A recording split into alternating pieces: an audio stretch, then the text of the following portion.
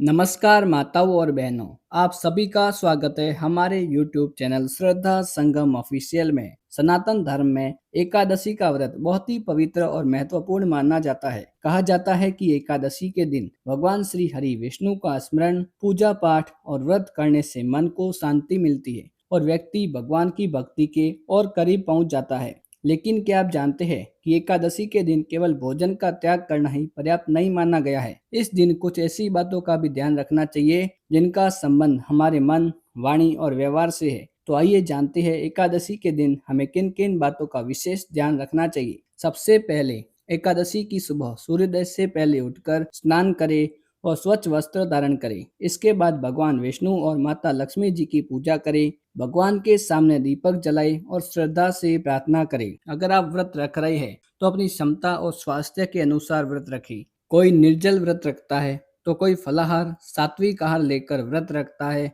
भक्ति में अपनी क्षमता का ध्यान रखना भी जरूरी है। एकादशी के दिन सामान्य रूप से चावल, गेहूं, दाल और अन्य अनाज का सेवन नहीं किया जाता।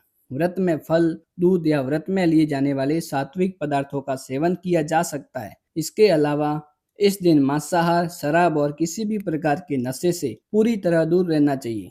लेकिन माताओं और बहनों, एकादशी का सबसे महत्वपूर्ण नियम केवल खाने पीने से जुड़ा हुआ नहीं है। हमें इस दिन क्रोध, झूठ, चुगली, विवाद और किसी का अपमान करने से बचना चाहिए। किसी के प्रति मन में बुरा विचार न रखें और जितना हो सके शांत और प्रसन्न रहने का प्रयास करें। क्योंकि एकादशी का व्रत केवल शरीर का व्रत नहीं बल्कि मन और विचारों को शुद्ध करने का भी अवसर है। इस दिन भगवान विष्णु के मंत्र का जाप करें। आप श्रद्धा से ओम नमो भगवते वासुदेवाय मंत्र का भी जाप कर सकते हैं।